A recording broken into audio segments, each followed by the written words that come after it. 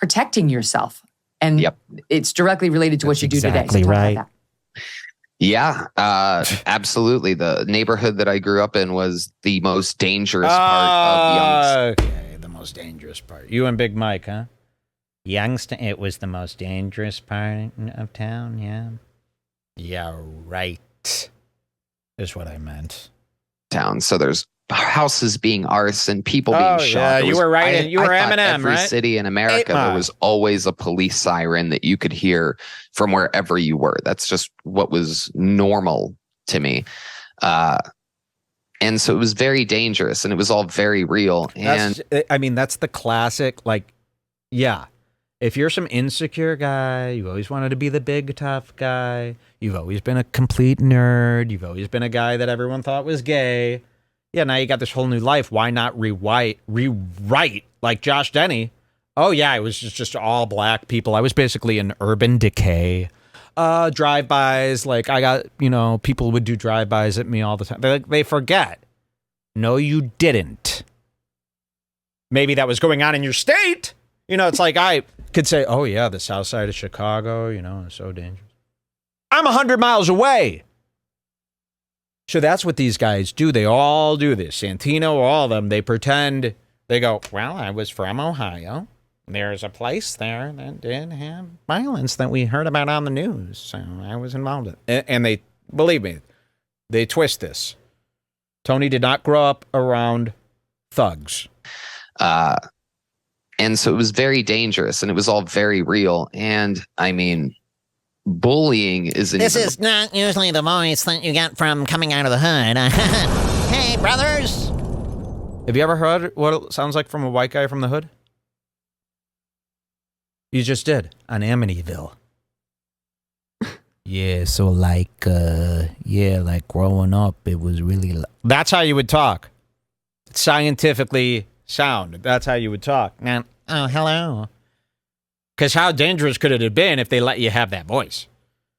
If you were hanging around with danger and you were allowed to have that voice in this look, well, then that should have been well documented as something crazy that happened in the hood. That should be a big movie.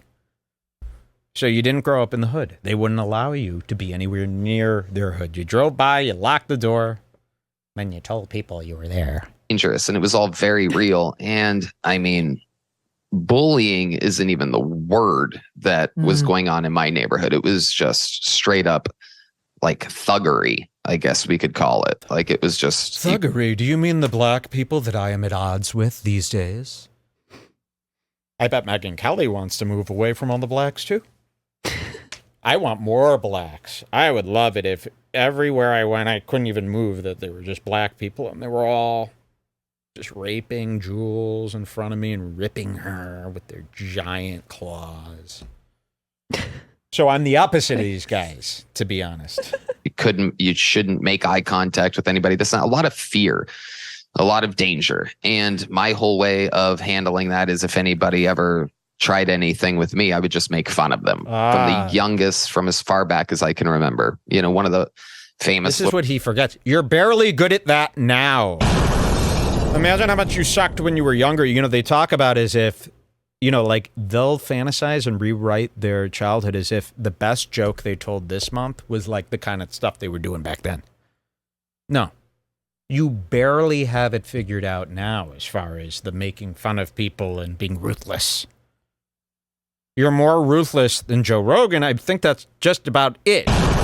Joe Rogan can't make fun of somebody. If you put a picture in front of Joe and said, make fun of this for 10 seconds, he would go, he can't. But then Tony will well, that guy's he could either be 15 or 55. Who knows what age he is? And Joe will be like, that's incredible. How do you come up with it so fast? Well, yes, of course. I've been doing this my whole life from the hood. No. So you were not. And I'm telling you, it's your meanest joke now wouldn't stand up to the hood to make gangsters go, he's one of us. Put the guns down, fellas. He could stay. Thank you for joining our gang. Here are our guns and the last of the money we have. He is our leader. No, sorry.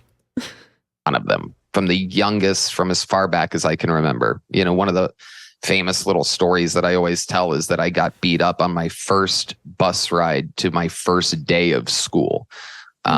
I made fun of who ended up being and still is one of my good friends. I made fun of him because his grandma walked. By the way, it's not cool to tell all these stories about how you were bullied to death. I've suppressed mine.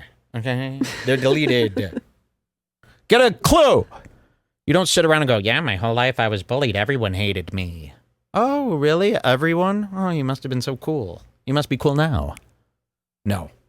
This is what your story should be. How were you received as a kid? I was the king of the school. Everyone feared me. Everyone respected me. I was very rich. Had my own classroom that was more of a crash pad, a pad, cool, sweet pad. I drove. I had my own bus. I was basically, the principal would come to me for answers. You know, I was basically like the owner of the school. Not the manager, the owner. I owned the property. The teachers all would have to ask me if they could even do these curriculums. I would say no.